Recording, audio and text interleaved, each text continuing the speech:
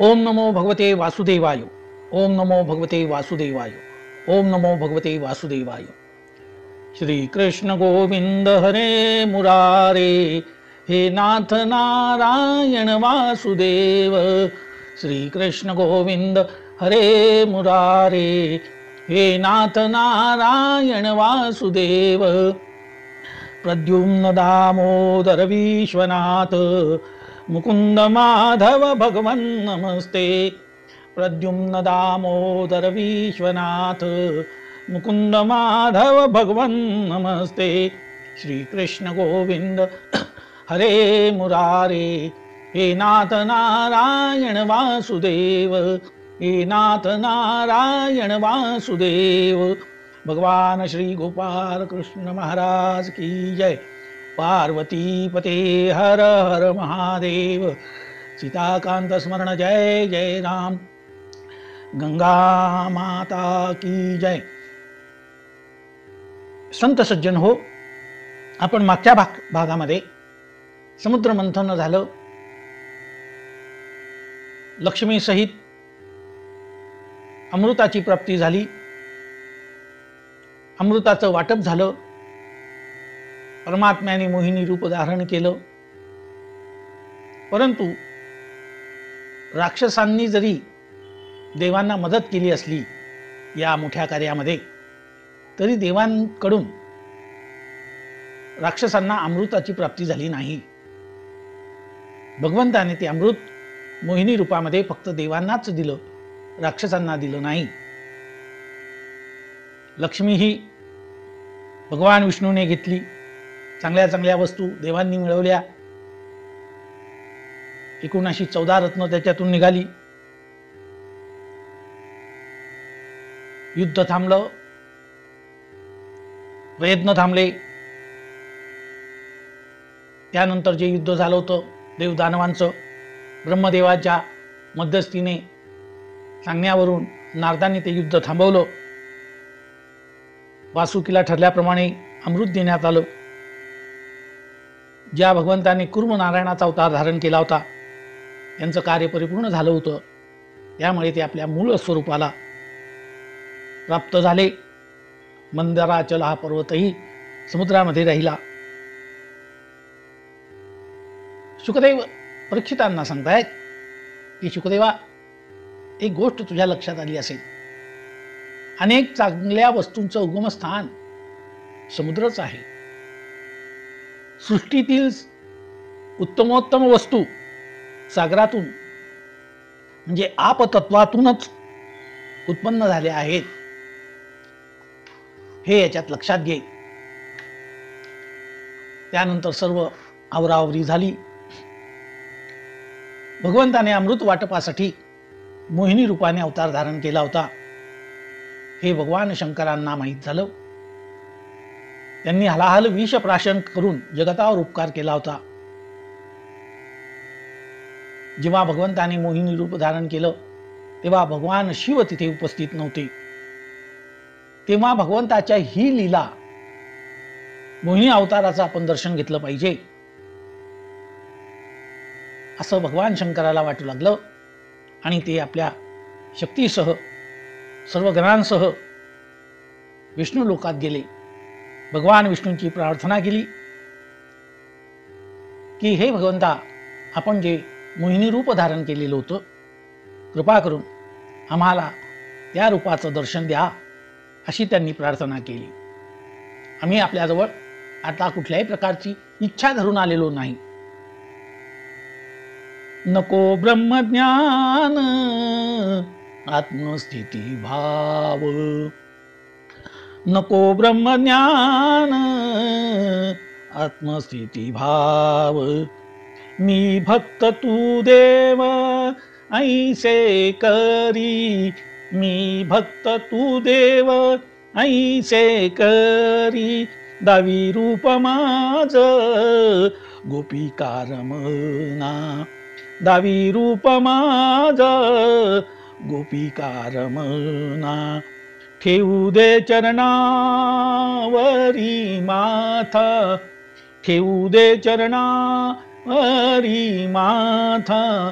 दावी रूप माझ गोपिका रमना, दावी रूप माझ गोपिका रमना. पाहिन श्रीमुख देन आलिंगन, पाहिन श्रीमुख देन आलिंगन. जीवे लिंबलोन उतरीन, जीवे लिंबलोन उतरीन. दावी माझ रूप गोपिका रमना, दावी माझ रूप गोपिका रमना. ठेवू दे चरणावरी माथा, ठेवू दे चरणावरी माथा. दावी माझ रूप गोपिका रमना. पुसता सांगेन हित गुज मात, पुसता सांगेन हित गुज मात. बैसोनी एकांत सुख गोष्टी, बैसोनी एकांत सुख गोष्टी. दावी माझ रूप गोपिका रमना, दावी माझ रूप गोपिका रमना. तुका म्हणे यासी न लावी उशीर, तुका म्हणे यासी न लावी उशीर. माझे अभ्यंतर जाणोनिया, माझे अभ्यंतर जाणोनिया. दावी माझ रूप गोपिका रमना, दावी माझ रूप गोपिका रमना. ठेवू दे चरणावरी माथा, ठेवू दे चरणावरी माथा. दावी माझ रूप गोपिका रमना. भगवान शिवांनी अशी भगवंताला प्रार्थना केली.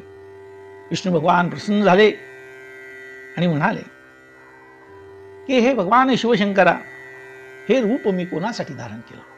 दैत्यांना मोहित करण्यासाठी धारण केलं असं. आता ठीक आहे, ते कार्यही झालेलं आहे.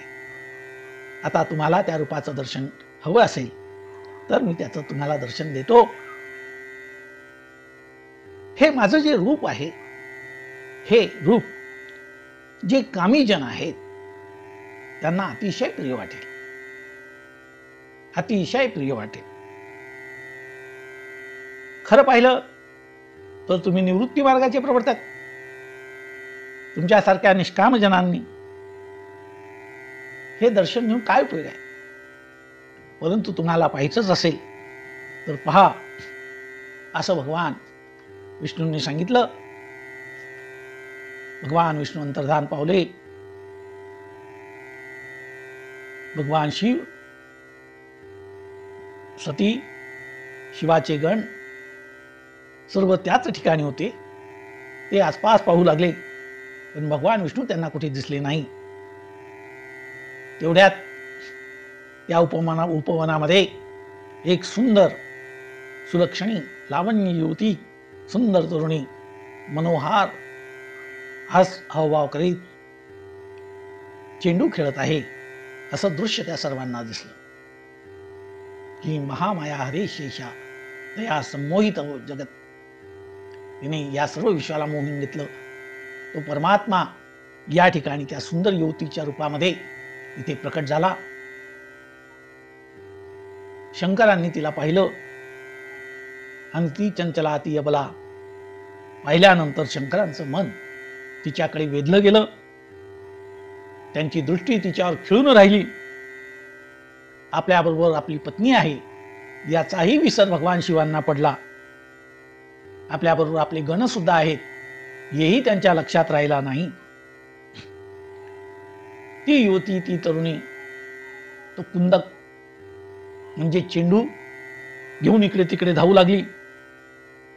आणि भगवान विष्णूने आपल्या मायेने त्यावेळेस त्या वाऱ्याचा वेग वाढला, वायूचा वेग वाढला आणि तिच्या अंगावरील वस्त्र, तिने नेसलेलं वस्त्र थोडं घसरलं. आणि त्याच वेळेस तिचं वस्त्र घसरल्यावर तिने भगवान शिवांवर एक तिरपा कटाक्ष टाकला. ती लज्जित झाली आणि तिने आपलं मार्दवता प्रकट केली. भगवान शिवांनी हे पाहिलं. ते अत्यंत काममोहित झाले. ती सुंदर तरुणी एका वृक्षाआड लपली आणि तिला पाहिल्यानंतर तिची ती अवस्था, तिचं रूप, तिचं यौवन, तिचं तारुण्य, तिचे हावभाव, तिचे नेत्रकटाक्ष पाहिल्यानंतर भगवान शंकरांचा सुद्धा विवेक सुटला. त्यांच्या विवेकावर अंकुश राहिला नाही. त्यांनी सतीला, आपल्या पत्नीला सोडून दिलं आणि त्या मोहक तरुणीचा शोध घेण्यासाठी त्या उपवनामध्ये फिरू लागले. ते इकडे तिकडे ती पळू लागली.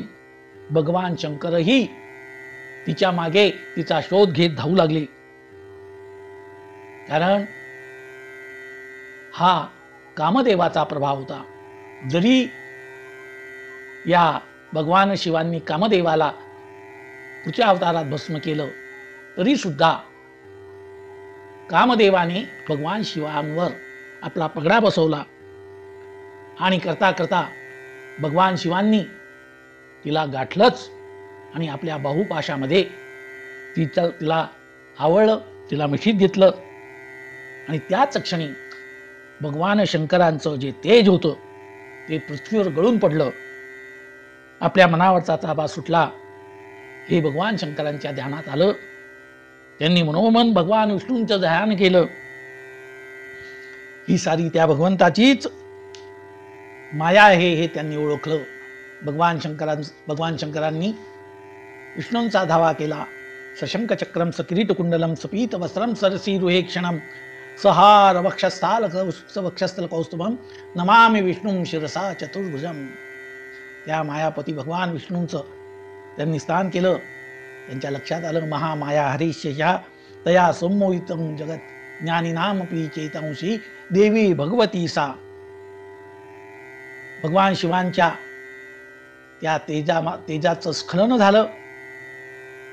ते पृथ्वीने आपल्या पोटामध्ये धारण केलं आणि त्याच्यापासून सुवर्णाच्या खाणी उत्पन्न झाल्या. भगवान विष्णूने त्याच क्षणी, जेव्हा भगवान शिवांनी त्या मोहिनीला आपल्या बाहुपाशात आवळलं, त्याच क्षणी भगवान विष्णूंनी आपल्या मोहिनी रूपाचा त्याग केला व आपले चतुर्भुज स्वरूप त्या ठिकाणी प्रकट केलं. माया, भगवान विष्णूंची दैवी माया, दुर्दम्य माया, ही भगवान विष्णूची दुर्दम्य माया आहे.